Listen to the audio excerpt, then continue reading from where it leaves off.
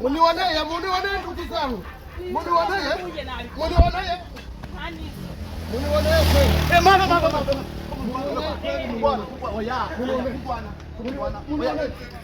Munionea kweli. Bwana wewe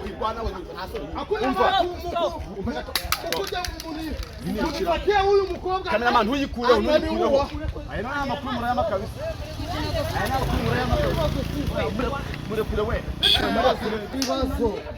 Sina bibazo mimi. Sina probleme na watu. Cheka wewe. Sina probleme. Sina probleme na bibazo. Hakuna bibazo. Murabimbira byose. Sikuwe na acha bibazo sister. Hii shapo yangu inauza pesa mingi. Hii shapo yangu. Mupiki ubundi mutemupiki. Mutemupiki. Muurize. Wowe itonde gatoya.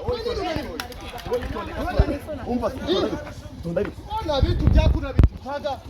Cha bibazo. Oya murekurane. Murekure mayamba bazi kintu muri. Kamata vitu byako. Wewe una problem. Kamata sister. Acha nikuvarishe. Niko mtu na roho nzima.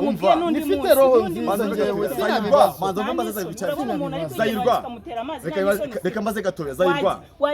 Ndi umunyamakuru bita Kindi Giti. Ndabaza nti neza ko nsanzanga mu butaka bumwe mu Rwanda. Niki kiri muri gupfa n'uyu mukobwa? Namisi juwe muurize. Umva sister. Banza wumve wowe ibyo bakubwira. Banza toroke umva batamubaza. Bijuwage na mimi. Nilikuwa na kumwangia maji sibijuwe. Muri kunyikira gahunda zanjye nta n'isoni mufite. Ndakoza ni uyu mugabo w'umuzayirwa ko mbonye harasi hejuru. Pore. Subiza. Pore. Mbabarira rwose. Nyine mbwira. Iki wowe? Ko mbonye uri kurwana Zayirwa murimo murapfa. Umuntu umuswera arabona ndi kwijyaniza akaza kamena amazi nta n'isoni. Mimi niko muswera. Unaona mimi niko muswera basi. Araza kamena amazi nta n'isoni. Ariko umenya uri Seri Queen. Urandebye mbona basi. Reka mubaze rusasa. Hari ikiganiro nashaka kugira ngo nzakubaze. Ni wowe kumbi wa wundi. Ona wewe. None usaba wambabare uko mama. Yesu unanifanya. Bete gatoya mubaze ikintu. Babarire none wowe unyera amakuru make wewe ndayishira mubaze ikintu. Seri Queen mubayeho gute muri ubu buzima bwanyu bwa buri munsi? Bivuze ngo urandebye mbona basi. Ona mimi napigwa wewe unaleta bya Sireyi. Imamu njya mubaze impamvu. Bana nipiga. Ona muzehe kama nini? Huyu mukobwa ananikubita makofi. Oya Zairwa umva. Reka mbaze ikintu muri gupfa kugira ngo mbashe kubakora ubuvugizi. Niba ngomwe niba wamusagariye uhanwe, niba nawe yagusagariye nawe ibibazo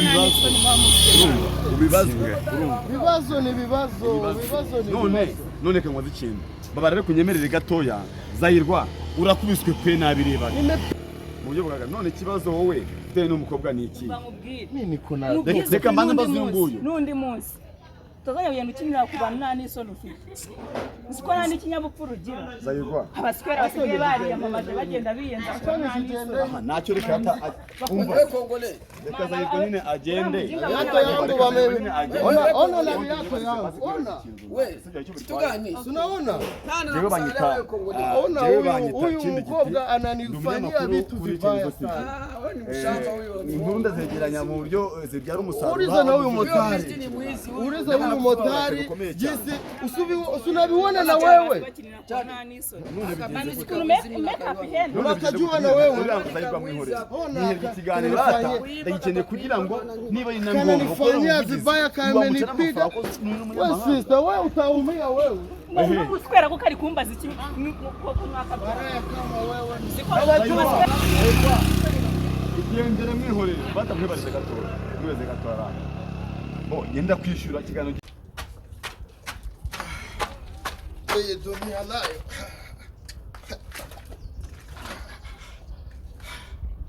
hii dunia inanitesa kweli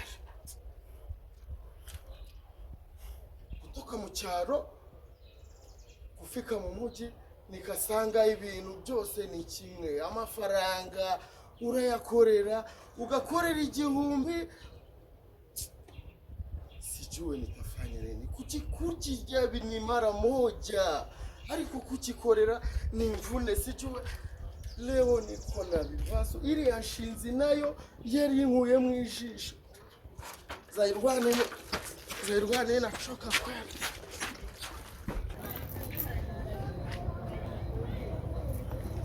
Abantu barabanga amamene sinzi kamenyeho n'amazi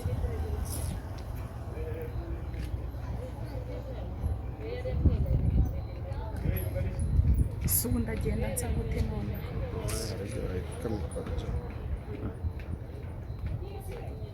mujinga nongeye nkamufata kweri koko yambwira ngo iki pekapu zanjye mene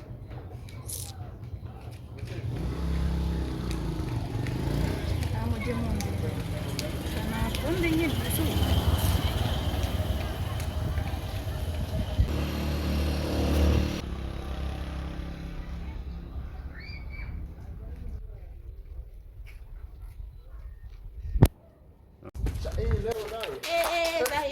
zairwa turahuye noneho imva nyishyura amafaranga yanjye y'ibiraha naguhaye nyishyura nta bindi bintu byinshi ubwira ibiraha byanjye naguhaye ima amafaranga yanjye Mabusha pole nta bindi bintu byinshi ubwira pole ona niko mukazi abateka mutwe ndabazi niko mukazi nitakuletea pesa oya nakuletea amafaranga menshi cyane leo sina amafaranga ariko urabona ngende mu kazi Mabusha nakugurira agapiri musi ndashaka amafaranga yawe amafaranga ndikuyakorera nabonye ibiraka byinshi ifarini nayo nayiranguye Mabusha pole Mabusha una roho mbaya sio nzuri Mabusha roho mbaya hiyo unaitoa wapi Mabusha leo ninateseka na tieni ya Mungu ile mashindi ni ya wapi leo ninakutana na musazi nimekutana na nini kila siku nina vibazo watu zairwa nina vibazo kweli nifanye nini kutoka kwetu vibazo vinanikurikira ahantu hose ni vibazo kweli ni vibazo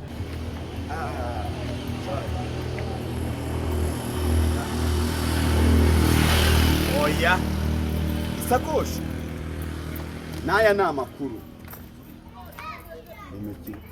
harimo n'ifaranga we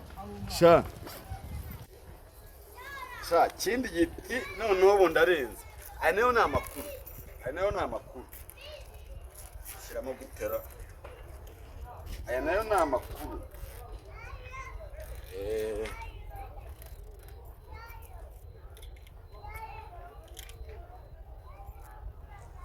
kumenya ko mfite igikapu kirimo akayabo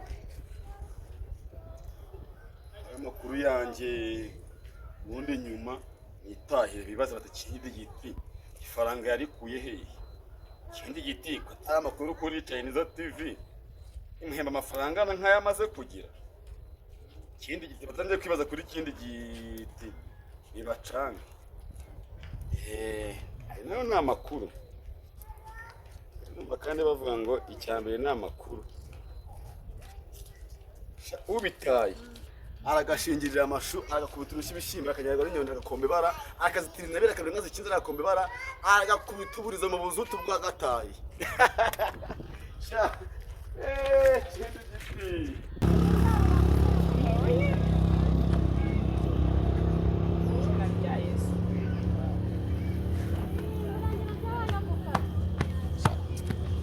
wanateseka kwe basi hii maji Mabusha nitamubwira ko ari aya mazi kwe acha niyamwage basi nirudie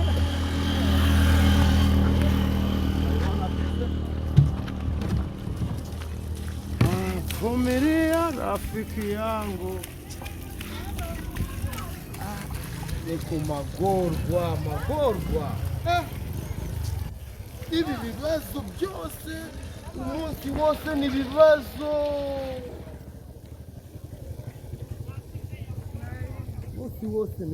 kweli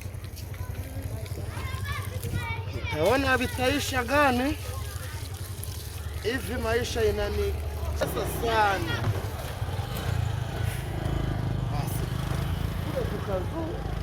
maji isha. Hii maji nitaipata gani sasa? Anasema nalijenje kabisa. Sijue hii maji nitaitoa wapi. Acha kwanza, acha nishoke pale kuchijega nione kama maji.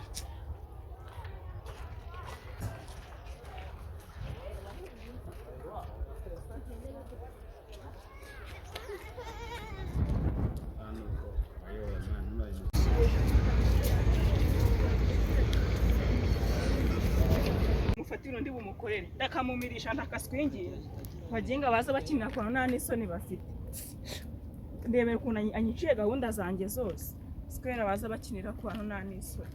Sister wait rwose mujye mu maze igihe ngushaka cyane se kandi wowe nyemerera nkwibwire ndi umunyamakuru bita kindi giti baranyibye nawe uri muraza umvira ibintu by'ubugori iyo none inkuru nsobanurira wibe guterera iyo none inkuru mba nkeneye mwe n'umubire w'umuzayirwa mana aranyibame naho n'amazi rero ukuntu aba ahantu hose nakoze ahubwo dore ngwirwa Ariko ni iki? Oya zairwa nsobanurira tugende umutinga mani niwoneye kweli. Zairwa bigeze gute? Niwoneye kweli. umutinga mani niwunyibye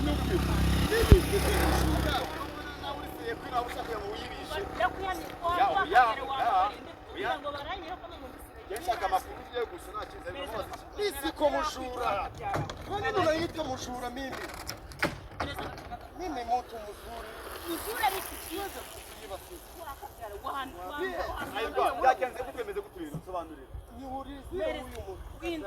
Sister umva niba atari wanakabuze banza bagatoza niba wabuze n'akapuka runaka ndawukorera ubuvugizi bakabonye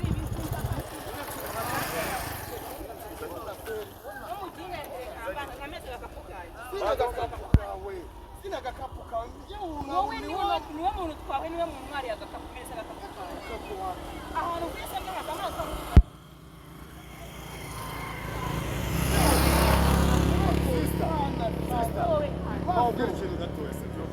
nyemerera zairwa umurekure agende sina bibazo n'abantu nyine umva mubwira ikintu ngimba tuza nyine mubwira ikintu uramutse ubonye agakapu wareka zairwa akigendera subiza wakabyara ndamutse menye n'umuntu gafite namuhemba bishimishije ese ubundi karimo ibiki ma probleme kuri banki amafaranga ngewe negeze unanibonamo amafaranga ngewe umva zairwa tuza gato mubwira banza wumve tuza nawe kandi uritiriye kwine uno mubyeyi n'umusazi mwana niko musazi basi